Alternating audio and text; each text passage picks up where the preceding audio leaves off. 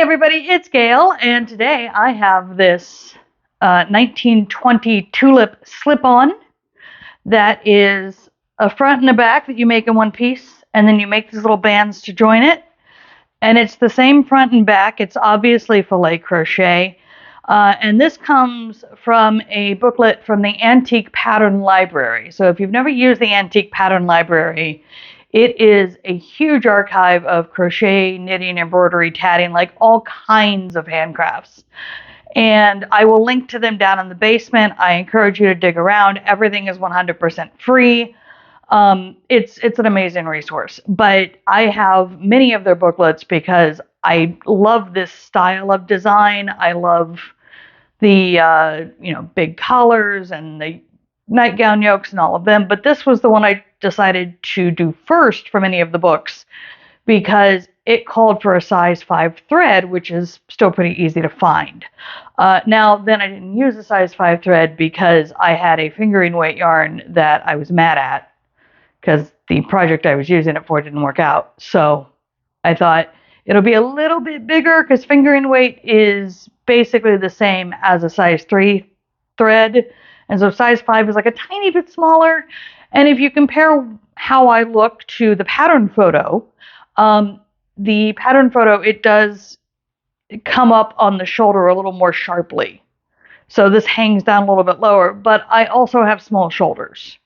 So 6 of one, half a dozen of the other in terms of why it looks like that, but I do think it is slightly larger, but it still looks very nice. I've steamed it once, and I'm probably going to need to steam it again just to really get it nice and flat, but before it was steamed, it was sort of ruffled on the front, and now it's already laying flat, so that's that 100% cotton yarn doing its business. And the yarn I use is from Omega Yarns, which is a Mexican brand that you can get at Hobby Lobby, but if you, like me, are too queer to walk into a Hobby Lobby for fear of being struck by lightning, there is a company called Creative Yarn Source that has a lot of them. So I will link to that in the basement as well because Omega Yarns does not have an English version website at all, as far as I can tell.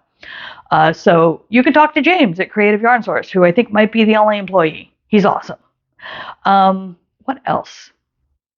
Oh, we do have a errata on this one. It's not in the written part. The written part is nice and clear.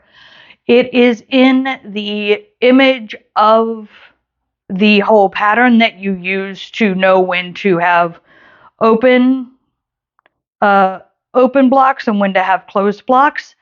And that is that it shows you the whole back, and then it's supposed to show you the beginning of the front, and there's I think it's 10 rows that it looks like you're supposed to work 10 rows before you start working the front. That's not accurate. You work the back and the front exactly the same, and so you need to just ignore those extra rows that show you the back. And what I did to work it is, starting on the back, you work from the bottom up, you make the neckline, the straps come along as part of that. You do a chain between the two straps to start the front.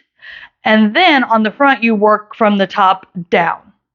That threw me off a little bit. I kept looking at at what would be the next row I worked to figure out that I was keeping to the pattern, and I kept getting confused because I'd done, 70 plus rows working from the bottom up. So just something to think about when you're working on it. It came together very quickly. Like, filet crochet is great for that. You can do like a really pretty cute design, and it's just double crochets. It's double crochets and chains. And this booklet does a really good job of explaining how to do them, which is fantastic because the last filet crochet project I worked on was the Monarch shawl from Interweave. And I kept ending up with like one less stitch than I needed or one more stitch than I needed, and I couldn't figure out what was going on.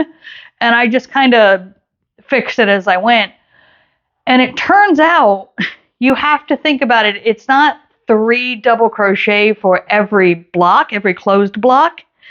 It's 4 double crochet for the first block and then 3 for every block after that. as long as they are worked in a line without a break. So, honey, come here.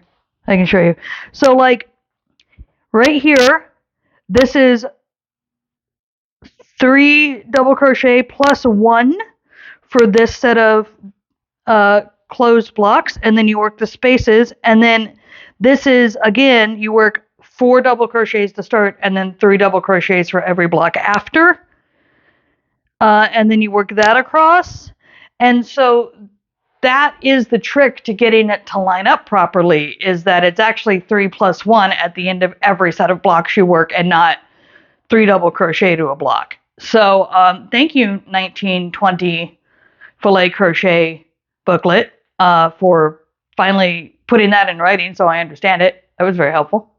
I don't think there's really much more to say. The whole booklet's got a lot of great stuff. There's like a whole breakfast gown set with like a collar and pocket detailing and stuff that I'm going to do at some point. And also there's other slip-ons like this that I want to do. So it's a fun book, and it's a project that I like. And I mean, I'm not really styling it right now. It's honestly a little too chilly to put a look together for it. But I know how I want to style it, and so before the video goes up, I would do my best to get some photos of me wearing it with the dress I think it'll look great with, and I will include them here in the video so that you can decide if it also looks great. I think my plan is good.